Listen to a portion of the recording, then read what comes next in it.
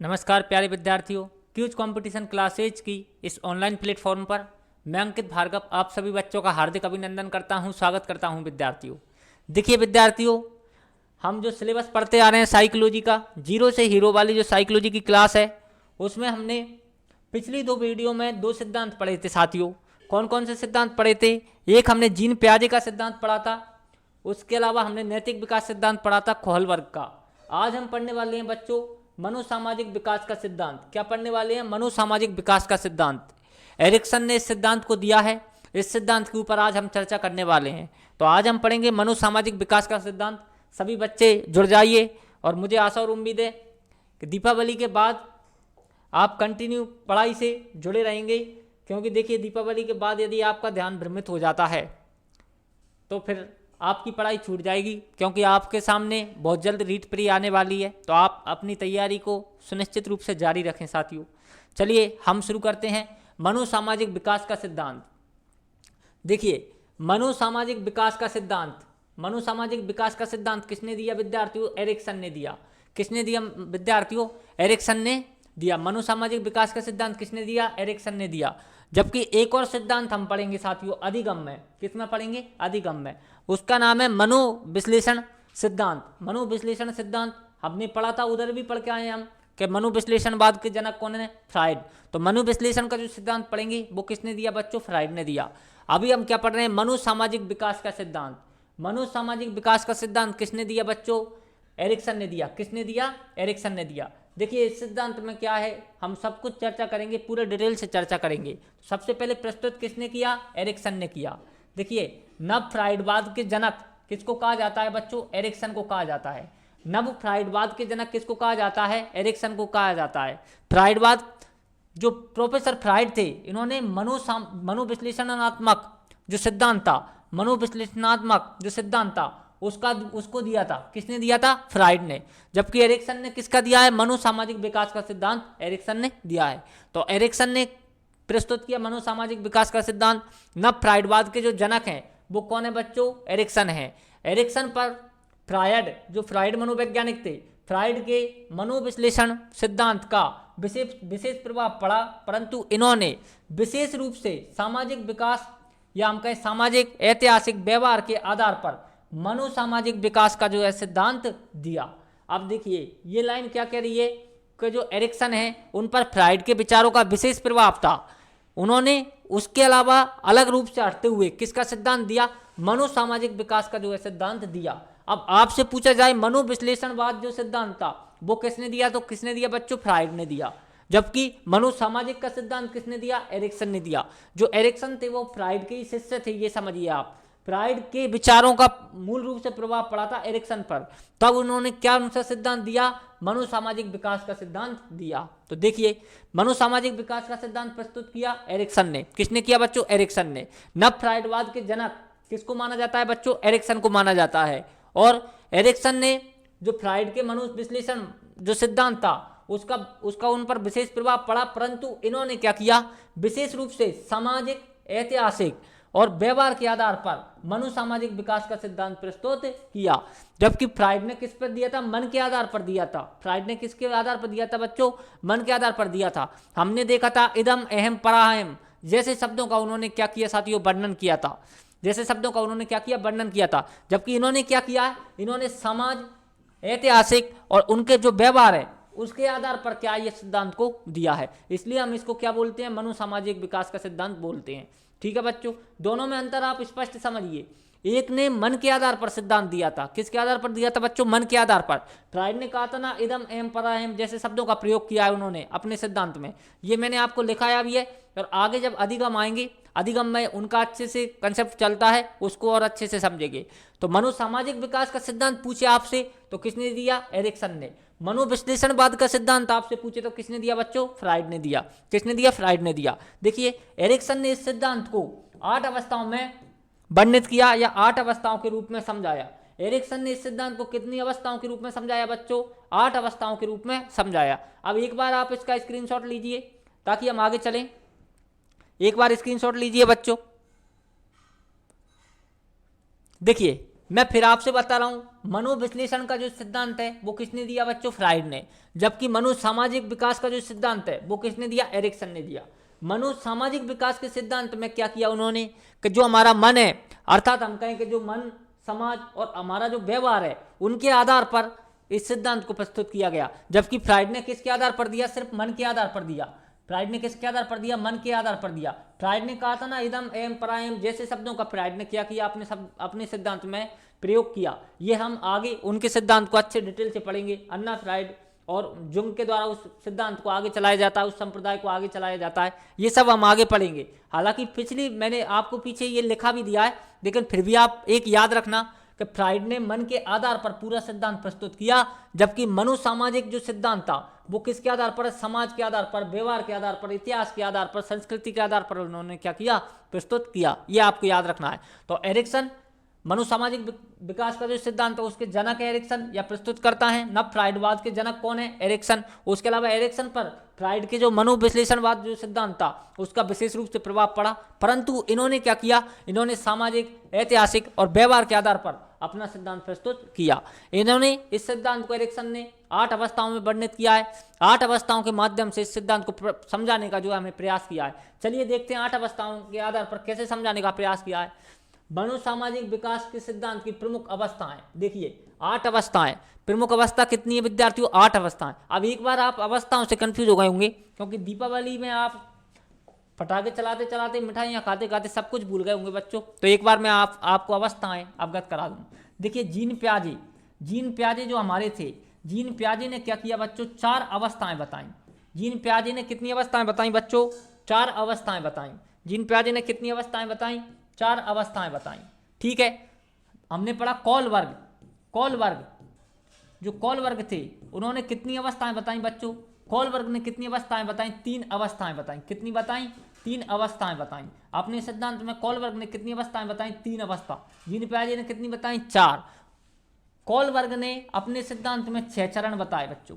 कितने चरण बताए थे? 6 चरण बताए थे। 6 चरण बताए थे बच्चों। कितने चरण बताए? 6 चरण। अब हम किसका पढ़ रहे हैं? एरिक्सन का। किसका पढ़ रहे हैं बच्चों? एरिक्सन का। एरिक्सन ने कितनी अवस्थाएं बताई हैं बच्चों? 8 अवस्थाएं। कितनी अवस्थाएं बताई हैं? 8। अब ये आप कंफ्यूज मत होना। जीन प्याजे का जो सिद्धांत था, संज्ञानात्मक विकास का सिद्धांत, क्या था बच्चों? संज्ञानात्मक विकास का सिद्धांत। कितनी अवस्थाएं बताई उन्होंने? 4 बताई थी। पेशीय गामक अवस्था, मूर्त संक्रियात्मक अवस्था, अमूर्त संक्रियात्मक अवस्था। इस तरह से उन्होंने क्या 4 अवस्थाओं का वर्णन दिया। कॉल वर्ग ने 3 अवस्थाओं का वर्णन किया। कॉल वर्ग ने कितनी अवस्थाओं का वर्णन किया? 3। जैसे आपको मैंने बताया था, pre conventional stage, conventional stage और पोस्ट कन्वेंशनल स्टेज। मैंने इंग्लिश में भी आपको समझाया था। पूर्व परंपरागत, परंपरागत और पश्च रूढ़िवादी या पश्च परंपरागत। ये किसने बताई? कॉल वर्ग ने बताई। 6 चरण बताए थे। सभी जो अवस्थाएं हैं 3, उनके अंदर हर अवस्था के अंदर 2-2 चरण है, तो 6 चरण इन्होंने बताए। जबकि एरिक्सन ने क्या किया है? 8 अवस्थाएं बताई हैं। एरिक्सन ने कितनी अवस्थाएं बताई बच्चों? 8 अवस्थाएं बताई हैं एरिक्सन ने। तो ये आपको याद रखना है। थोड़ा सा आगे बहुत सारे सिद्धांत आएंगे, उनके कई जो चरण होंगे तो आप ज़्यादा कंफ्यूज हो जाएंगे, इसलिए मैंने आपको एक बार समझाने का वापस प्रयास किया है। जीन प्याजे ने 4 चरण बताए, 4 अवस्थाएं बताई हैं। कॉल वर्ग ने 3 अवस्थाएं बताई हैं, जबकि एरिक्सन ने कितनी अवस्थाएं बताई हैं? 8 अवस्था विकास की। चलिए अब हम शुरू करते हैं। एरिक्सन की विकास की जो प्रमुख अवस्थाएं हैं, कितनी अवस्थाएं बच्चों? 8 अवस्थाएं। कितनी अवस्थाएं? 8 अवस्था। प्रमुख अवस्था में पहली अवस्था हमारी आती है बच्चों, पहली अवस्था आती है जिसका नाम क्या है? जिसका नाम है बच्चों मुखी अवस्था। क्या नाम है बच्चों? मुखी अवस्था। ये हमारे बच्चे या शिशु के जन्म से लेकर 1.5 वर्ष तक चलती है। मुखी अवस्था जन्म से लेकर 1.5 वर्ष तक चलती है। मैं एक एक को आपको एक्सप्लेन करके बताऊंगा अभी। देखिए, पहली अवस्था एरिक्सन के अनुसार, मनोसामाजिक विकास के जो सिद्धांत है उसके अनुसार कौन सी है? मुखी अवस्था। जन्म से लेकर कब तक चलती है बच्चों? 1.5 वर्ष तक चलती है। इस अवस्था में बच्चे के मन में क्या रहता है? विद्यार्थियों, विश्वास रहता है, या हम कहें कि अविश्वास रहता है। मतलब विश्वास वर्सेज अविश्वास की अवस्था कौन सी है? आपसे ये पूछा जाएगा। कौन सी है बच्चों? मुखी अवस्था है। अभी मैं आपको समझाऊंगा कैसे रहता है। एक बच्चे के मन में इसमें क्या रहता है विद्यार्थियों? विश्वास रहता है, या फिर क्या रहता है? अविश्वास रहता है। इस अवस्था को क्या अवस्था बोलते हैं? मुखी अवस्था। अब आपसे पूछा जाएगा विश्वास बनाम विश्वास वर्सेज अविश्वास की अवस्था कौन सी है? तो मुखी अवस्था। कब तक चलती है? जन्म से 1.5 वर्ष तक चलती है। अब इसकी शक्ति का मतलब, इसमें विद्यार्थियों बच्चा क्यों जीवित रहता है? क्या उसको प्रेरणा रहती है, या क्या शक्ति उसको महत्वपूर्ण रहती है इसमें? तो क्या शक्ति रहती है? इसकी आशा रहती है। इसकी शक्ति क्या रहती है? आशा रहती है। अब देखिए, जन्म से 1.5 वर्ष का जो बच्चा है उसके मन में क्या चलता रहता है? विश्वास। जैसे उसके मन में विश्वास रहता है कि ये मेरी माँ है जो मुझे दूध पिलाएगी, तो उसके मन में विश्वास रहता है। साथ में उसके मन में भी क्या चलता है? अविश्वास। वह हर परिवार के सदस्य को नहीं जान पाता है। 1.5 वर्ष का बच्चा, यहाँ देखिए 1.5 वर्ष है, 2 वर्ष का बच्चा नहीं है, 1.5 वर्ष का बच्चा हर परिवार के जो सदस्य है उस पर नहीं जाता है। आपने अच्छे से देखा होगा, जो शिशु होते हैं छोटे, उनकी उम्र जन्म से 1.5 वर्ष तक है, तो जब जन्म से उनकी अब जो उम्र है वो कितनी है? 1.5 वर्ष तक है, जन्म से 1.5 वर्ष तक है। तो वह अपनी माँ को तो पहचानता है, पिता को तो पहचानता है, माँ और पिता पर वह आसानी से चल जाता है। मतलब उसके अंदर क्या है बच्चों? विश्वास तो है। उसके अंदर क्या है? विश्वास है अपनी माँ के प्रति, अपने पिता के प्रति। उसमें अविश्वास रहता है जब अचानक नई बुआ आ जाए घर में, जब अचानक कोई और उसको लेने लगे, परिवार का ही सदस्य जो साथ में ही रहता हो, फिर भी उसमें क्या रहता है? अविश्वास रहता है, वह उस पर नहीं जाता है। तो विश्वास वर्सेस अविश्वास की अवस्था कौन सी है विद्यार्थियों? मुख्य अवस्था। कब तक चलती है? जन्म से लेकर 1.5 वर्ष तक। इसमें जो शक्ति है, जो जीवित रहने का, उसमें जो प्रेरणा है या उसको शक्ति प्रदान करती है, वो क्या देती है बच्चों? आशा रहती है। उसकी शक्ति क्या रहती है इस अवस्था की? आशा। मतलब वह पूर्ण रूप से हम पर निर्भर रहता है। वह क्या है बच्चों? इसमें शक्ति क्या रहती है? आशा रहती है। वह हमसे अपेक्षाएं रखता है कि ये हमें दूध पिलाएंगे। उसका तो कोई सामर्थ्य नहीं है इसमें, उसका तो कोई अर्थ नहीं है। मतलब सीधी बात यह है कि वह पूर्ण रूप से हम पर निर्भर रहता है, इसलिए वह क्या है? उसकी शक्ति क्या रहती है बच्चों? आशा रहती है। तो मनोसामाजिक विकास की प्रमुख अवस्थाएं 8 हैं। पहली अवस्था मुख्य अवस्था, जन्म से 1.5 वर्ष तक। विश्वास वर्सेस अविश्वास रहता है। मतलब उसमें विश्वास भी रहता है अपनी माँ के प्रति या हम कहें परिवार के प्रति, और साथ में अविश्वास भी रहता है परिवार के प्रति। ठीक है, और इसमें जो शक्ति देने का उसको कार्य करती है वो कौन करती है? आशा रहती है। उसके अंदर क्या रहता है साथियों? आशा रहती है। दूसरी देखिए गुदीय अवस्था। दूसरी कौन सी है बच्चों? गुदीय अवस्था। ये 1.5 वर्ष से 3 वर्ष तक चलती है। गुदीय अवस्था कब तक चलती है? 1.5 वर्ष से 3 वर्ष तक चलती है। ठीक है, अब इसमें क्या रहता है? बच्चा चलना सीख जाता है। इसमें बच्चा क्या है? चलना सीख जाता है, खड़े होना सीख जाता है, चलना सीखने लगता है। तो इसमें क्या रहती है? उसमें आत्मनिर्भरता रहती है। बच्चे में क्या रहती है विद्यार्थियों? आत्मनिर्भरता रहती है। और साथ में उसमें शंका व लज्जा रहती है। हर किसी विषय वस्तु को जब वो उसको पसंद होगी, मतलब खाने का वो प्रयास करेगा, तो उसमें शंका होगी और उसमें क्या होगी बच्चों? लज्जा होगी।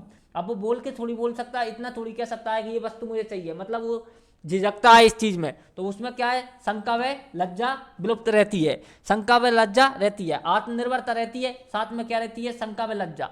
अब आपको ये क्या याद रखना है कि आत्मनिर्भरता वर्सेज, वर्सेज की जगह आ सकता है बनाम। क्या आ सकता है? वर्सेज को क्या बोलते हैं हिंदी में? बनाम। आत्मनिर्भरता बनाम शंका व लज्जा की अवस्था कौन सी है? कौन सी है बच्चों? गुदीय अवस्था। मुखिए मत करना।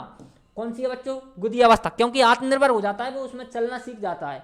तो आत्मनिर्भरता वर्सेज शंका व लज्जा की अवस्था कौन सी है? गुदीय अवस्था। कब तक चलती है? 1.5 से 3 वर्ष तक। अब देखिए इसकी शक्ति क्या रहती है? इच्छा शक्ति। अब फिर समझना आप, शक्ति का मतलब उसको जीवित रखने का, उसको प्रेरित करने का कार्य क्या करती है? इच्छा शक्ति। अब इच्छा शक्ति क्या है? इच्छा शक्ति ये है कि जब वह आत्मनिर्भर हो गया है तो उसके अंदर इच्छा शक्ति आ गई है। अब वह किसी भी वस्तु को उठा लेता है खुद ही, वह खुद ही चलने लगता है। उसको जो जरूरत होती है, जैसे मान लीजिए उसको किसी विषय वस्तु से खेलना है, वो दूर रखी है, तो वह हम पर आशा के रूप में निर्भर नहीं है। अब समझ में आ गया आपको? गुदीय अवस्था का बच्चा जो है उसको किसी उसका जो खिलौना है दूर रखा है, तो वह हम पर क्या है? जो गुदीय अवस्था है या हम कहें कि जो मुखी अवस्था है उसकी तरह वे हम पर आशा के रूप में निर्भर नहीं है कि आप वो विषय वस्तु मुझे उठा कर दो। जबकि उसमें क्या है? इच्छा शक्ति है, उसमें आत्मनिर्भरता है, वह खुद जाकर उस वस्तु को उठा सकता है। अब आपके समझ में आई? देखिए मनोसामाजिक का विकास की जो 8 अवस्थाएं हैं। पहली अवस्था है हमारी मुख्य अवस्था, जन्म से 1.5 वर्ष तक। इसमें बच्चे के मन में विश्वास रहता है, अपने माता पिता के प्रति क्या रहता है? विश्वास रहता है कि ये मुझे दूध पिलाएंगे, ये मुझे खिलाएंगे, ये मुझे सुलाएंगे।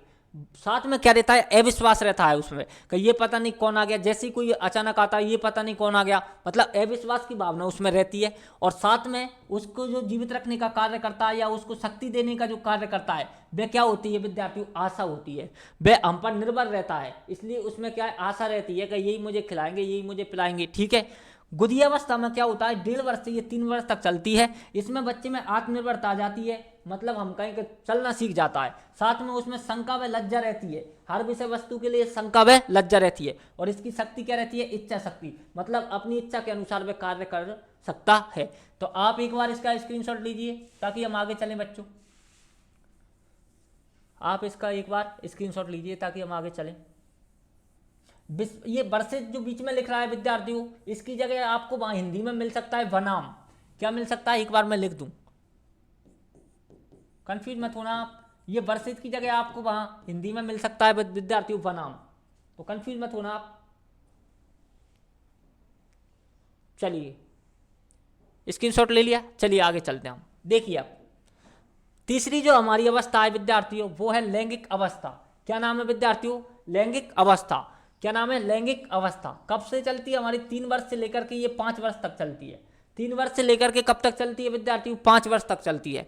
इस अवस्था में क्या होता है, पहल करना वर्षिज अपराध बोध, पहल करना वर्षिज अपराध बोध प्रारंभ हो जाता है। पहल करना वर्षिज अपराध बोध प्रारंभ हो जाता है। अभी मैं समझाऊंगा कैसे। इसकी जो शक्ति होती है साथियों, उद्देश्य होता है, कोई ना कोई उसका उद्देश्य होता है। इसमें शक्ति क्या होती है, कोई ना कोई उसका उद्देश्य होता है। अब देखिए आप, लैंगिक अवस्था 3 वर्ष से 5 वर्ष तक चलती है।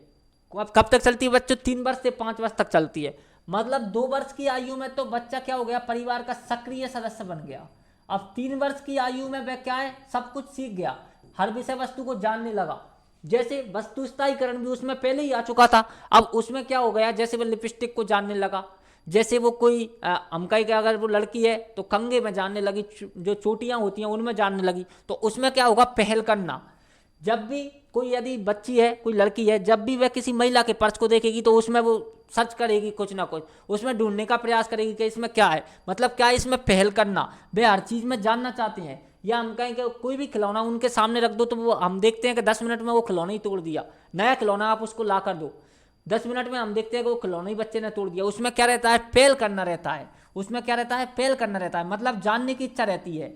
हर चीज विषय वस्तु को वे खोलकर देखना चाहते हैं, उसमें देखना चाहते हैं कि क्या है, मतलब पहल करना रहता है 3 से 5 वर्ष की अवस्था में। साथ में अपराध बोध, अपराध बोध मतलब वो अपराध को थोड़ा बहुत जानने लगते हैं। अपराध बोध, बोध मतलब जानना, अपराध को वह क्या है बच्चों, थोड़ी बहुत जानने लगती हैं। तो लैंगिक अवस्था 3 से 5 वर्ष की होती है। इसमें क्या है, पहल करना, हर विषय वस्तु के बारे में जानने का वह प्रयास करते हैं, पहल करते रहते हैं। विषय वस्तु हो, कोई भी बात हो, कोई बात भी हो, बातचीत भी हो थोड़ी बहुत, तो भी वह उसमें क्या है, पहल करते रहते हैं, जानने का प्रयास करते हैं। अपने दादा से, अपनी दादी से, माता पिता से हर विषय वस्तु के बारे में सवाल पूछते हैं, तो पहल करते हैं। साथ में क्या है, अपराध बोध, अपराध को वह जानने लगते हैं। इसमें जो शक्ति देने का कार्य होता है वो क्या होता है, उद्देश्य होता है।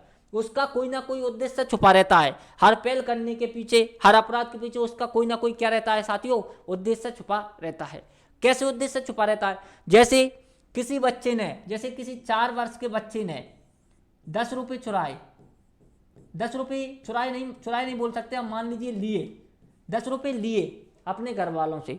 किसी 4 वर्ष के बच्चे ने 10 रुपये अपने घर वालों से लिए, तो उस रुपये का उसको उद्देश्य पता है, उस रुपये का उसको पता है कि टॉफी आएगी। क्या आएगी विद्यार्थियों, टॉफी आएगी। जब टॉफी आएगी उसको उस रुपये का उद्देश्य पता है, तो इसलिए तो वह रुपये लेगा। यदि उसको उद्देश्य पता नहीं होता तो क्या वो रुपये लेता, वो नहीं, वो सीधा क्या लेता, टॉफी लेता। वह सीधा क्या देखता, टॉफी। जैसे उसने सीधा टॉफी देखा तो वह रुपए नहीं लेता, क्या लेता, सीधा टॉफी लेता। लेकिन उसने टॉफी नहीं थी घर में, तो उसने क्या देखे, पैसे। उसने 10 रुपए लिए माँ बाप से, किस लिए लिए, क्योंकि उसको उद्देश्य पता है कि इन पैसों से क्या करूंगा, मैं टॉफी लूंगा। अब आपके समझ में आई। तो इसमें शक्ति क्या रहती है, कोई ना कोई उद्देश्य छुपा रहता है। पहल करना, हर चीज को जानना, हर चीज के बारे में हम एक तरीके से कहें कि पहल करता रहता है, और साथ में अपराध बोध उसमें पनपता है। लैंगिक अवस्था 3 से 5 वर्ष तक चलती है, यह आपको याद रखना है। चलिए अगली देखिए, चौथी अवस्था है हमारी सुप्ता अवस्था। क्या है बच्चों, सुप्ता अवस्था। चौथी अवस्था कौन सी है, सुप्ता अवस्था। 6 वर्ष से लेकर के 12 वर्ष तक ये चलती है। 6 वर्ष से लेकर के कब तक चलती है, 12 वर्ष तक ये अवस्था चलती है। इस अवस्था में क्या होता है बच्चों, उद्यमिता। क्या होता है, उद्यमिता वर्सेज हीन भावना। उद्यमिता वर्सेज क्या होता है विद्यार्थियों, हीन भावना होती है। उद्यमिता वर्सेज हीन भावना, और इसकी शक्ति क्या होती है, सामर्थ्य होता है। इसकी शक्ति क्या होती है, सामर्थ्य होता है। अब देखिए, उद्यमिता का मतलब होता है एक तरीके से हम कहें कि उथल पुथल मचाना। उद्यमिता का मतलब क्या होता है, एक तरीके से हम कहें कि उथल पुथल मचाना। जो सुप्तावस्था में है उसके बच्चे जो होते हैं, सुप्तावस्था के बच्चे, देखिए उम्र देखिए आप, 6 से लेकर के 12 वर्ष, मतलब कौन सी अवस्था चल रही है, बाल्यावस्था। कौन सी अवस्था चल रही है बच्चों, इसमें इसके अनुसार बाल्यावस्था चल रही है। तो इस अवस्था के जो बच्चे होते हैं विद्यार्थियों, उनमें क्या है, उद्यमिता रहती है। वे हम कहें कि मस्ती करने में, उद्यम करने में बहुत आगे रहते हैं। उद्यमिता उनके जीवन में चलती रहती है। वर्षित उद्यमिता, वर्षित क्या रहती है बच्चों, हीन भावना। हीन भावना कैसे रहती है, मैंने आपको बताया, जब बाल्यावस्था के बच्चे रहते हैं तो वह अपने से विषम लिंगी या विपरीत लिंगी, जैसे लड़का होगा, यदि कोई लड़का है तो वह लड़की के साथ खेलना पसंद नहीं करेगा। वे लड़कियों के साथ खेलना पसंद नहीं करेंगे। आप देखना बाल अवस्था के अर्थात हम कहें 6 से लेकर के 12 वर्ष के जितने भी सारे आप बच्चों को देखना, वे लड़कियों के साथ खेलना पसंद नहीं करते। वे अपने ग्रुप के लड़कों जैसे अपनी एज के जो लड़के हैं उनके साथ खेलना पसंद करते हैं। अपने लिंगी के साथ वो समूह बनाना पसंद करते हैं। लड़कों के साथ लड़का खेलना पसंद करेगा और लड़कियों के साथ लड़कियां खेलना पसंद करेंगी। तो अर्थात उनमें क्या है, हीन भावना व्याप्त होती है। इस अवस्था में क्या रहती है, उनमें हीन भावना। इसको हम दूसरे तरीके से भी समझें तो 6 वर्ष से 12 वर्ष की जो अवस्था है, इसमें एक दूसरे को वो जानने का प्रयास करते हैं, किसी से भी हीन भावना रखने लगते हैं। अब किसी से मतलब बड़ों से नहीं, छोटे बच्चों आपस में रखना प्रारंभ कर देते हैं। इसमें शक्ति क्या होती है, सामर्थ्य। इसमें शक्ति क्या होती है बच्चों, सामर्थ्य। मतलब इसमें वे पूर्ण रूप से समर्थ रहते हैं हर किसी कार्य के लिए। वे चाहे जिस ग्रुप में रह सकते हैं। मान लीजिए एक 10 लड़कों का ग्रुप है, 10 लड़के हैं, 10 लड़कों का ग्रुप है। अब उनमें से एक लड़के में अब सामर्थ्य तो उसमें है, इस अवस्था का है, तो वह लड़का इन लड़कों में नहीं रहना चाहता तो वह दूसरी टोली में जा सकता है। तो उसमें क्या है, सामर्थ्य है। इसमें क्या है बच्चों, सामर्थ्य है। अब आप समझने की कोशिश कीजिए कि जो लैंगिक अवस्था है 3 से 5 वर्ष तक चलती है। इसमें पहल करना, वे हर चीज के बारे में जानने का प्रयास करते हैं, पहल करते रहते हैं। वर्सेज क्या रहता है, अपराध बोध रहता है। इसकी शक्ति मुख्य रूप से क्या होती है बच्चों, उद्देश्य रहती है। कोई ना कोई उद्देश्य छुपा रहता है। जैसे हमने उदाहरण देखा कि यदि उसने 10 रुपए देखे हैं तो वह 10 रुपए लेगा, क्योंकि उसको उन 10 रुपयों का उसको उद्देश्य पता है कि इनसे मेरे लिए टॉफी आएगी या हम कहें कि बिस्कुट आएगा। उसको उद्देश्य, यदि उसको 10 रुपए का उद्देश्य पता नहीं होता तो वह 10 रुपए कभी नहीं लेता, वह सिर्फ टॉफी लेता। समझ पा रहे हो आप। तो ये क्या थी, ये थी लैंगिक अवस्था। दूसरी है विद्यार्थी सुप्ता अवस्था। सुप्ता अवस्था में क्या होती है, 6 से 12 वर्ष तक चलती है। उद्यमिता, बहुत मस्ती चलती है, इसमें बहुत उद्यम करते हैं बच्चे, उद्यमिता होता रहता है उनके मन में। और साथ में क्या रहता है, हीन भावना उनके अंदर व्याप्त होने लगती है, हीन भावना उनके अंदर आने लगती है एक दूसरे से। तभी तो हम देखेंगे कि किशोर अवस्था के जो बालक हैं, अभी यहाँ से ये प्रारंभ हुई है, ये हीन भावना यहाँ से तो बच्चों प्रारंभ कर रही है, या हम कहें कि शुरू हो रही है यहाँ से तो हीन भावना। हम देखते हैं कि किशोर अवस्था में बच्चे किसी से भी हीन भावना रखने लगते हैं, हर किसी का विरोध करने लगते हैं बिना कारणवश। ये हमने पहले भी पढ़ा था, किशोर अवस्था जब हमने पढ़ी थी तब हमने पढ़ा था कि किशोर अवस्था के बच्चे जल्दी भयभीत होते हैं, जल्दी भ्रमित भी होते हैं। वे किसी से भी अनावश्यक रूप से विरोध करते हैं, चाहे उनको कारण पता हो या ना हो। वो कहाँ से व्याप्त हो रही है, यहाँ से व्याप्त हो रही है, यहाँ से प्रारंभ हो रही है। उनमें हीन भावना क्या प्रारंभ होने लगती है, सुप्ता अवस्था से। इसकी शक्ति क्या है, सामर्थ्य रहता है। उनमें हर कार्य को करने का क्या रहता है बच्चों, सामर्थ्य रहता है। वे जिसके साथ रहना चाहें रह सकते हैं, उनमें ये सामर्थ्य आ जाता है। अब एक बार आप इसका स्क्रीनशॉट लीजिए बच्चों, ताकि हम आगे चलें।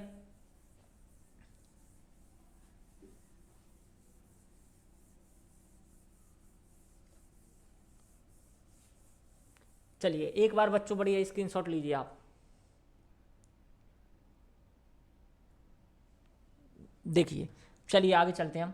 आगे देखिए, 5वीं जो इन्होंने स्टेज बताई, जो अवस्था बताई, उसका नाम है किशोर अवस्था। ये 12 वर्ष से प्रारंभ होती है और 18 वर्ष तक चलती है। 12 वर्ष से 18 वर्ष तक कौन सी अवस्था चलती है साथियों, किशोर अवस्था। अब देखिए इस अवस्था में क्या रहता है, एकात्मकता वर्सेज क्या रहता है, एकात्मकता वर्सेज भ्रांति रहता है, एकात्मकता वर्सेज भ्रांति रहता है। और इसमें जो शक्ति रहती है वो क्या रहता है बच्चों, कर्तव्य रहता है। अब देखिए इस अवस्था में क्या होता है, 12 से 18 वर्ष तक चलती है, मतलब पूरी किशोर अवस्था है।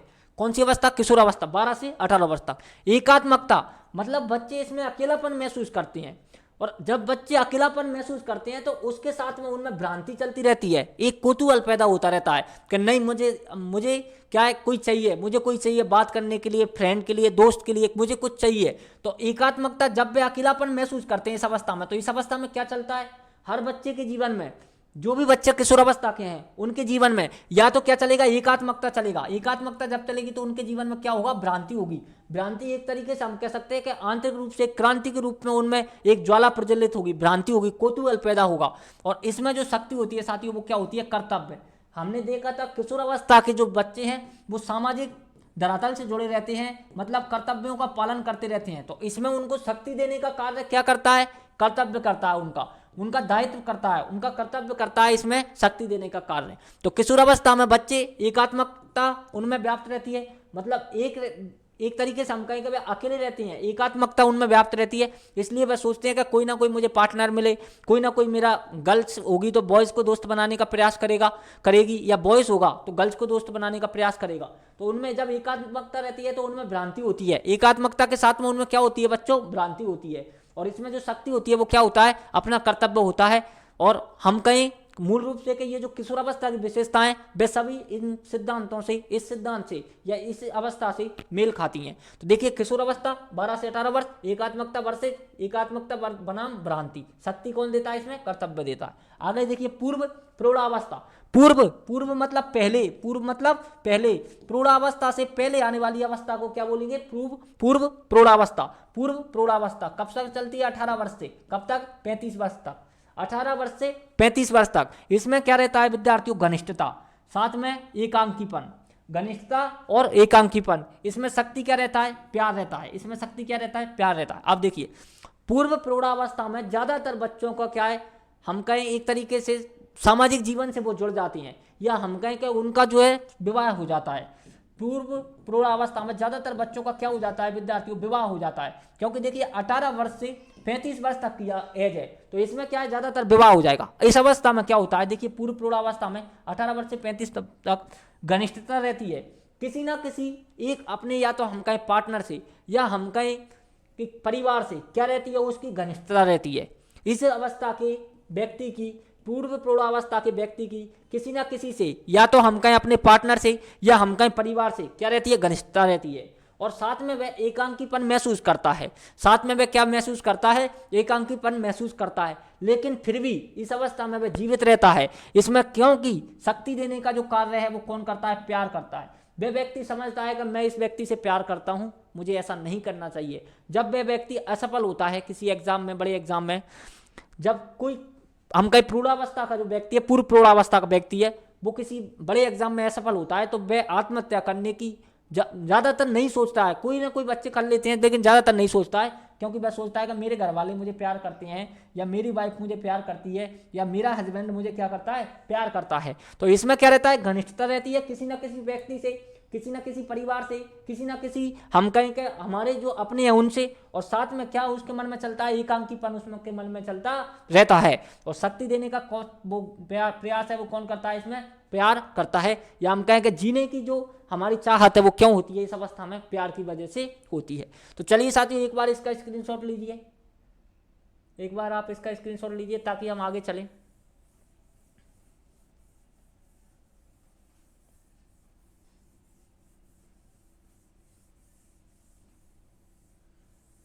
चलिए बच्चों एक बार स्क्रीनशॉट लीजिए ताकि हम आगे चलें। देखिए आगे चलते हैं, हम आगे चलते हैं बच्चों। देखो आगे हमारी पूर्व प्रौढ़ावस्था, क्या नाम है विद्यार्थियों, पूर्व प्रौढ़ावस्था। आगे कौन सी अवस्था है विद्यार्थियों, प्रौढ़ावस्था। आगे प्रौढ़ावस्था, ये हमारी 36 से लेकर के 65 वर्ष तक चलती है, 36 से लेकर के 65 वर्ष तक चलती है। इसमें क्या रहता है विद्यार्थियों, सृजनात्मकता वर्सेस ठहराव। देखिए पूर्व प्रौढ़ावस्था हमने जो देखी थी, पूर्व प्रौढ़ावस्था में क्या था विद्यार्थियों, घनिष्ठता थी। यानी उसका जब सामाजिक जीवन से वह जुड़ जाता है, वह वैवाहिक जीवन से जब जुड़ जाता है, तो उसमें क्या जाती है, घनिष्ठता आ जाती है। अपने पार्टनर के प्रति भी और साथ में हम कहेंगे परिवार के प्रति भी, दोनों परिवारों के प्रति, एक परिवार के प्रति नहीं, अपने ससुराल पक्ष में भी और अपने जो है मायके पक्ष में भी, दोनों के प्रति क्या आ जाती है, उसमें घनिष्ठता आ जाती है। साथ में वह एकांकीपन भी वह महसूस करता है। इसमें जीने का जो कार्य या शक्ति देने का जो कार्य करता है वो क्या करता है, प्यार करता है। अब देखिए जो हमारी प्रौढ़ावस्था है, प्रौढ़ावस्था को पढ़ते हैं। प्रौढ़ावस्था 36 से लेकर के 65 वर्ष तक होती है। इसमें क्या आ जाता है, सृजनात्मकता वर्षित क्या जाती है साथियों, ठहराव आ जाता है। सृजनात्मकता वर्षित क्या आ जाता है, ठहराव आ जाता है। इसमें जो शक्ति देने का कार्य होता है वो क्या होता है, देखभाल होता है। अब शक्ति देने का इसमें कार्य क्या होता है, देखभाल होता है। अब देखिए इसको समझिए, प्रौढ़ावस्था 36 से 65 वर्ष तक, इसमें सृजनात्मकता मतलब जब बच्चा हम कहेंगे किशोरावस्था 12 वर्ष से लेकर के 35 वर्ष तक, 12 वर्ष से लेकर के 35 वर्ष तक वह सब कुछ देख चुका होता है। एक विद्यार्थी 12 वर्ष से लेकर के 35 वर्ष तक, या हम कहें एक व्यक्ति 12 वर्ष से लेकर के 35 वर्ष तक वह सब कुछ देख चुका होता है। वह उसको सब पता चल जाता है कि किस में क्या प्रॉफिट है, या हम कहें व्यापार में देखें, हम कहें नौकरी में देखें, हम कहें जीवन में देखें, उसको सब कुछ पता होता है। तो उसमें क्या है, सृजनात्मकता आ जाती है। उसमें क्या है, सृजनात्मकता आ जाती है। नए नए क्रिएटिव करने की कोशिश करता है। किसके आधार पर, किसके आधार पर, अपने अनुभव के आधार पर, क्योंकि उसने सब कुछ देखा है। तो वह हमेशा अपने अनुभव का क्या है, उपयोग करता है।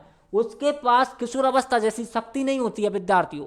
किशोरावस्था जैसी क्या नहीं होती है, प्रौढ़ावस्था में शक्ति नहीं होती है कि वह किसी भी काम को करने लगेगा, लेकिन उसमें क्या है, अनुभव व्याप्त रहता है, क्योंकि उसने कितना जीवन यापन किया है, हम कहें 12 वर्ष से लेकर 18 वर्ष तक उसने जो स्ट्रगल किया है, उसने जो जीवन यापन किया है, उसका उसको अनुभव रहता है। इसलिए उसमें क्या रहती है, सृजनात्मकता रहती है। साथ में उसमें क्या रहता है विद्यार्थियों, ठहराव रहता है। जैसे कोई एक नौकरी मिल गई तो उसी पर वो ठहर जाएगा, उसी में वह नए प्रयास करने का, नए कार्य करने का प्रयास करेगा, उसमें क्या है, ठहराव आ गया, वह बार बार भटकेगा नहीं। इसको हम ऐसे भी समझ सकते हैं कि जैसे उसकी जब शादी हो गई, अब उसमें क्या आ गया, पूर्व प्रौढ़ावस्था में उसकी शादी हुई थी, अब उसमें क्या आ गया साथियों, ठहराव आ गया। अब उसमें क्या आ गया, ठहराव आ गया, सृजनात्मकता आ गई। अब क्या है, उसमें ठहराव आ गया, वो एक जगह पर ठहर गया कि ठीक है, अब उथल पुथल नहीं करते हैं जीवन में, शांति से जीवन यापन करते हैं। इसमें बच्चा हम कहें कि जीने की क्यों ख्वाहिश रखता है, क्योंकि इसमें शक्ति देने का कार्य क्या होता है, देखभाल करती है। मतलब वे अपने आप में, आपने भी सुना होगा, 35 से लेकर के हम कहें 36 से लेकर के 65 वर्ष तक की आयु के जो व्यक्ति हैं, उनसे आपने सुना है कि वो कहते हैं कि मैं तो बस अब देखभाल कर रहा हूँ इस परिवार को, मतलब इस परिवार को मैं चला रहा हूँ, इस परिवार को मैं क्या कर रहा हूँ, चला रहा हूँ। तो इसमें शक्ति देने का कार्य क्या है, देखभाल रहता है। वे अपने आप मतलब स्वयं ही अपनी देखभाल नहीं करता है, वह पूरे परिवार की क्या करता है, देखभाल करता है। इसलिए वह क्या जीवित रहता है। वो कहते हैं कि मैं तो यार कभी का ये कर लेता, मैं तो मर जाता कभी का, लेकिन अब इन परिवार की वजह से जी रहा हूँ यार, इनकी देखभाल कौन करेगा। मतलब समझ रहे हो आप। तो इसमें इस अवस्था में क्या होता है, मूल रूप से शक्ति देने का कार्य कौन करता है, देखभाल करता है। शक्ति देने का कार्य कौन करता है, देखभाल करता है। प्रौढ़ावस्था 36 से 65 वर्ष तक चलती है। इसमें सृजनात्मकता व्याप्त रहती है, उसमें वह नए नए आइडियाज सोचता है, सृजनात्मकता व्याप्त रहती है। साथ में उसमें उसके जीवन में क्या जाता है विद्यार्थियों, ठहराव आ जाता है। वह एक स्थान पर रुक जाता है, वह एक विषय वस्तु पर रुक जाता है, और उसकी जो शक्ति रहती है इसी अवस्था में जीने की जो शक्ति रहती है वह क्या रहती है विद्यार्थियों, वो देखभाल रहती है। ठीक है, अब देखिए अगली है हमारी वृद्धावस्था। क्या है बच्चों, वृद्धावस्था। अगली है वृद्धावस्था। 8वीं हमारी अवस्था कौन सी है, वृद्धावस्था। 65 वर्ष से अधिक, 65 वर्ष से अधिक। अब आप यहाँ देखोगे 65 वर्ष से अधिक, अब कितने हो सकते भाई, वृद्धावस्था में कोई 90 साल भी जी सकता है, कोई 67 वर्ष में भी जी सकता है, मर सकता है, कोई 78 वर्ष में भी मर सकता है। तो इसलिए 65 वर्ष से अधिक क्या है, वृद्धावस्था। वृद्धावस्था में क्या रहते हैं बच्चों, संपूर्णता रहती है। एक व्यक्ति के जीवन में संपूर्णता आ जाती है कि ठीक है, मैंने तो इतना इनकम कर लिया, इतना अर्न कर लिया, मैंने तो बहुत इज्जत कमाई है, मैंने बहुत पैसा कमाया। संपूर्णता आ जाती है हर विषय वस्तु में, मेरे पास इतना अनुभव है। हर विषय वस्तु में क्या आ जाती है, वृद्धावस्था में संपूर्णता आ जाती है। साथ में उसमें क्या रहती है, हताशा रहती है कि अब तो भाई हम बूढ़े हो गए, अब तो हमें कोई मतलब नहीं है। मतलब एक तरीके से हताश हो जाता है कि अब मैं क्या करूँगा। और इसमें भी जो उसको जीवित रखने का कार्य करता है वो क्या रहता है, परिपक्वता रहती है। इसमें जीवित रखने का कार्य क्या रहता है बच्चों, परिपक्वता जीवित रहने का कार्य करता है। तो इसमें भी जीवित रखने का जो कार्य है वो कौन करता है विद्यार्थियों, परिपक्वता। इसकी मतलब हम ये कहें कि शक्ति क्या है, परिपक्वता। इसकी शक्ति क्या है बच्चों, परिपक्वता है। देखिए बच्चों, कभी कभार लाइट चली जाती है तो इस चक्कर में थोड़ा इधर उधर हो जाता है, बाकी आप निश्चिंत रहिए। तो ये हमने जो है एरिक्सन का मनोसामाजिक विकास का सिद्धांत पढ़ा था बच्चों। एरिक्सन का कौन सा सिद्धांत पढ़ा था, मनोसामाजिक विकास का सिद्धांत पढ़ा था। कितनी अवस्थाएं हैं बच्चों, 8 अवस्थाएं हैं। कितनी अवस्थाएं, 8 अवस्थाएं। एक बार शुरू से मैं आपको रिवाइज कराऊं। देखिए, आपको ज़्यादा कुछ याद नहीं रखना, आपको याद रखना है फ्राइडवाद आपसे पूछा जाए, फ्राइडवाद के जनक क्या पूछा जाएगा, फ्राइडवाद के जनक। देन आपको उत्तर क्या देना है, फ्राइडवाद के जनक कौन है, सिगमंड फ्राइड। लेकिन यदि आपसे पूछा जाए नव फ्राइडवाद के जनक, बच्चों नव फ्राइडवाद के जनक यदि आपसे पूछा जाए तो कौन है बच्चों, एरिक्सन। कौन है बच्चों, एरिक्सन। नव फ्राइडवाद के जनक कौन है, एरिक्सन। एक बार आप इसका स्क्रीनशॉट ले लीजिए, मुझे शायद आपने इसका स्क्रीनशॉट नहीं लिया होगा, एक बार इसका स्क्रीनशॉट ले लीजिए बच्चों। ये जो 7 और 8वीं अवस्था है, चलिए देखिए शुरू से मैं एक बार आपको रिवाइज करवाऊं जल्दी से। तो देखिए, आपसे पूछा जाएगा फ्राइडवाद के जनक, यदि आपसे सिर्फ ये पूछा जाए फ्राइडवाद के जनक, देन आपको क्या उत्तर देना है, सिगमंड फ्राइड। और आपसे ये पूछा जाए नव फ्राइडवाद के जनक कौन है बच्चों, एरिक्सन। एरिक्सन क्या थे, जो फ्राइड है, जो मनोवैज्ञानिक है सिगमंड फ्राइड, उनका जो सिद्धांत था, मनोविश्लेषणवाद का जो सिद्धांत था, उससे ये क्या थे, प्रभावित थे, या हम कहें कि उस सिद्धांत के अनुसार इन्होंने अपना कार्य किया। साथ में इन्होंने क्या किया, इन्होंने जो व्यवहार है, सामाजिक जीवन है, ऐतिहासिक जीवन है मनुष्य का, उसके आधार पर मनोसामाजिक विकास का एक सिद्धांत प्रस्तुत किया। इस सिद्धांत की साथियों 8 अवस्थाएं हैं। कितनी अवस्था बताई, 8 अवस्था। देखिए पहली अवस्था इन्होंने बताई, पहली अवस्था का नाम क्या है? मुखी अवस्था, जन्म से 1.5 वर्ष तक। आपको कुछ याद नहीं रखना, आपसे प्रश्न आएगा। आपसे प्रश्न अब कैसा आएगा? विश्वास वर्सेस अविश्वास की अवस्था कौन सी है? दिन आपको उत्तर देना है मुख्य अवस्था। या आपसे पूछा जा सकता है कि एरिक्सन के अनुसार विश्वास वर्सेस अविश्वास की उम्र क्या है? दिन आपको उत्तर देना है कि जन्म से 1.5 वर्ष तक। यह आपको याद रखना है, यह आपको याद रखना है बच्चों। अब देखिए, तो ये मुख्य अवस्था जन्म से 1.5 वर्ष तक, विश्वास वर्सेस अविश्वास इसमें चलता रहता है और इसकी शक्ति क्या रहती है बच्चों? आशा। गुदी अवस्था 1.5 वर्ष से 3 वर्ष तक, और इसमें क्या है? आत्मनिर्भरता आ जाती है बच्चे में। मैंने आपको सभी को उदाहरण देकर समझाया। शंका व लज्जा छाई रहती है। इसकी जो शक्ति है वो क्या है बच्चों? इच्छा शक्ति, यानी इच्छा की, अपनी इच्छा के अनुसार वह कोई भी कार्य करता है, इसलिए इसकी शक्ति क्या है बच्चों? इच्छा शक्ति है। गुदी अवस्था में क्योंकि आत्मनिर्भर हो जाता है तो वो किसी पर अब निर्भर नहीं है कि मुझे पानी पिलाओ या हम कहें कि मुझे खाना खिलाओ, वो किसी पर निर्भर नहीं है। उसको यदि भूख लग रही तो वो बोल सकता है, ऐसा नहीं है कि मम्मी खिलाएगी जब भी वह खाएगा। तो इच्छा शक्ति इसकी क्या है? मुख्य रूप से शक्ति है। हम ये कहें कि सामर्थ्य है इसका, किसका? गुदीय अवस्था का। ये आपको याद रखना है। देखिए, उसके बाद आगे है हमारी अगली अवस्था लैंगिक अवस्था। लैंगिक अवस्था 3 वर्ष से लेकर 5 वर्ष तक, ठीक है। पहल करना, यानी बच्चे इसमें नई नई चीजें खोजते रहते हैं, पहल करते रहते हैं। और अपराध बोध, यानी अपराध से वे जान जाते हैं, अपराध को वे जान जाते हैं, अपराध बोध से परिचित होते हैं। इसमें जो शक्ति होती है कोई ना कोई उद्देश्य छुपा होता है। जैसे हमने 10 रुपये का उदाहरण देखा कि उसको यदि 10 रुपये दिए जा रहे हैं तो वो तुरंत लेगा, क्योंकि उसको पता है इसका उद्देश्य है। 10 रुपये का क्या महत्व है उसको पता है कि इसके मेरे लिए चिप्स आएगी, टॉफी आएगी या इत्यादि। वो जो सोचता है 10 रुपये के बारे में वह जरूर लेगा। और उनसे पहले की अवस्था में जब उसको पैसे का पता नहीं था तब वो सिर्फ क्या कर रहा था? टॉफी ले रहा था। अब ऐसा नहीं है कि इसमें वो टॉफी नहीं लेगा, इसमें वो टॉफी भी लेगा, इसमें वो क्या है बच्चों? टॉफी भी लेगा, लेकिन उसको पैसे का भी उद्देश्य पता है। सुप्तावस्था, सुप्तावस्था में क्या है? 6 वर्ष से लेकर के 12 वर्ष तक इसकी आयु काल है। उद्यमिता मतलब हम कहीं कहीं क्रांति के रूप में बच्चे कार्य करते रहते हैं इसमें। साथ में उनमें हीन भावना व्याप्त हो जाती है। इसकी जो शक्ति है बच्चों वो क्या है? सामर्थ्य। शक्ति क्या है? सामर्थ्य। किशोर अवस्था, देखिए किशोर अवस्था 12 से 18 वर्ष चलती है। इसमें एकात्मकता बच्चे को या हम कहें बालक को इसमें अकेलापन महसूस होता है, एकात्मकता लगती है। और उनके अंदर क्या है? भ्रांति, यानी हम कहें एक तरीके से क्रांति या हम कहें कौतूहल पैदा होता रहता है। इसकी शक्ति क्या है? कर्तव्य। इसकी शक्ति क्या है बच्चों? कर्तव्य इसकी शक्ति है। आगे देखिए पूर्व प्रौढ़ावस्था 18 से लेकर के 35 वर्ष तक ये चलती है। इसमें घनिष्ठता रहती है अपने सगे संबंधी से या हम कहें क्या अपने जीवन साथी से या परिवार से क्या चलते रहता है? इसकी घनिष्ठता। साथ में इसको एकांकीपन भी क्या होता है बच्चों? महसूस होता है। और इसकी शक्ति जो है वो क्या है बच्चों? प्यार है कि ये सब लोग मुझे प्यार करते हैं, मैं तो इसलिए जी रहा हूं। इस तरह की अवधारणा इस अवस्था में प्रस्तुत की जाती हैं। चलिए देखिए आगे है हमारी प्रौढ़ावस्था 36 से लेकर के 65 वर्ष तक ये चलती है। सृजनात्मकता आ जाती है इसमें, हम कहीं एक ठहराव आ जाता है। इस अवस्था में व्यक्ति इधर उधर भ्रमित नहीं होता है, वह एक जगह पर ठहर जाता है। जिस क्षेत्र में वह होता है उसी क्षेत्र में वह कार्य करने का और सफल होने का प्रयास करता है। इसमें क्या है? ठहराव आ जाता है। इसकी जो शक्ति होती है वो क्या है? देखभाल। इस तरह के तर्क इसमें प्रस्तुत करता है कि मैं तो इस परिवार की देखभाल मैं कर रहा हूँ, इसलिए मैं अपने आप को क्या कंट्रोल करके रखता हूँ, नहीं अब तक तो मैं कुछ भी बन जाता। इस तरह की हम कहीं अभी व्यक्ति वह प्रस्तुत करता है। आगे हम इन सिद्धांतों से संबंधित बहुत सारे कंसेप्ट, बहुत सारे ऐसे प्रश्न करने वाले हैं जो आपने कभी नहीं देखे होंगे। उन प्रश्नों से आप यकीन मानिए कि आपका जो है सोचने का स्तर बहुत बढ़ जाएगा, ये मेरा आप विश्वास रखिए। जो प्रश्न आप ये सोच रहे हो प्रश्न के डायरेक्ट ये पूछे कि प्रौढ़ावस्था कब तक चलती है, या ये पूछे संपूर्णतः बड़ से हताशा किस में रहती है, ये रेयर कंडीशन में बहुत कम प्रश्न पूछे जाते हैं, लेकिन हमको याद करने चाहिए क्योंकि हमें इनसे व्यवहारिक ज्ञान होता है। आजकल व्यवहारिक प्रश्न आते हैं, वो मैं आपको सॉल्व कराऊंगा किस तरह के आते हैं। आगे देखिए वृद्धावस्था, वृद्धावस्था 65 से अधिक वर्ष तक, ठीक है। संपूर्णता आ जाती है इसमें, यानी व्यक्ति हर तरीके से संपूर्ण हो जाता है, इसमें हर तरीके से परिपक्व हो जाता है। और संपूर्णता के साथ में वह व्यक्ति हताशा प्रकट करता है कि अब तो यार मैं बुजुर्ग हो गया, अब मुझे क्या मतलब, या मैं क्या काम करूंगा भाई, तुम्हारा देखो। इस तरह की बातें इसमें करने लगता है। आपने भी देखा होगा बुजुर्गों को। और इसमें शक्ति क्या होती है? परिपक्वता। परिपक्वता ये किस चीज की है? अनुभव की। परिपक्वता किस चीज की रहती है बच्चों? अनुभव की। इसमें परिपक्वता आती है। तो ये था हमारा सिद्धांत। किसका सिद्धांत है बच्चों? मनोसामाजिक विकास का सिद्धांत है ये। तो आप, मुझे आशा और उम्मीद है कि आपको समझ में आया होगा।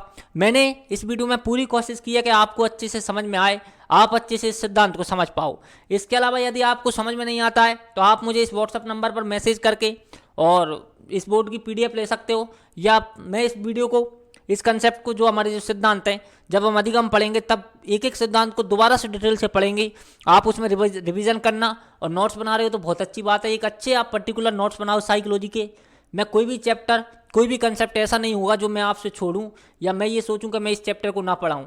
मैं प्रत्येक चैप्टर को रीट लेवल बन के हिसाब से पढ़ाने वाला हूं, और आप निश्चित रूप से पढ़ते रहिए हमारे साथ। 8290070692 पर मैसेज कीजिए हमारे WhatsApp group, official WhatsApp group से जुड़ने के लिए। इस वीडियो को लाइक करें, आपके दोस्तों तक शेयर करें, और इस चैनल को सब्सक्राइब करें। और आपका इस वीडियो देखने के लिए धन्यवाद विद्यार्थियों।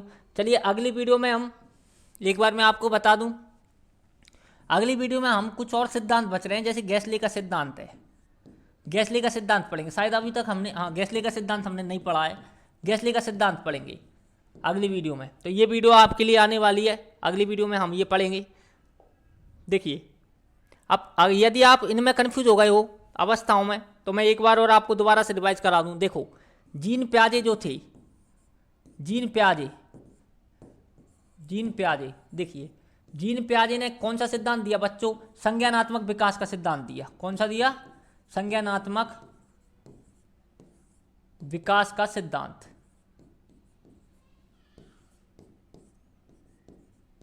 किसने दिया बच्चों? ये जीन प्याजे ने। ये आपको याद रखना है, ठीक है। कोहलबर्ग,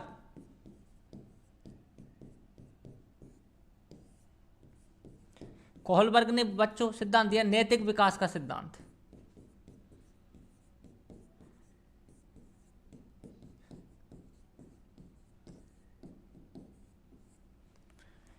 जीन प्याजे हो गया आपका, कोहलबर्ग हो गया, और अब हमने आज क्या पढ़ा है? एरिक्सन का मनोसामाजिक विकास का सिद्धांत।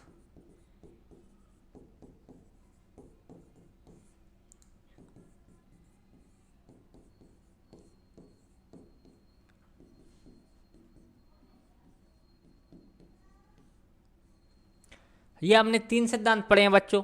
इसके अलावा हम कुछ और सिद्धांत हैं, जैसे सामाजिक सांस्कृतिक सिद्धांत है वाइगोस्की का, और गैसले का सिद्धांत है। इन सिद्धांतों को भी हम अच्छे से डिटेल में पढ़ेंगे साथियों।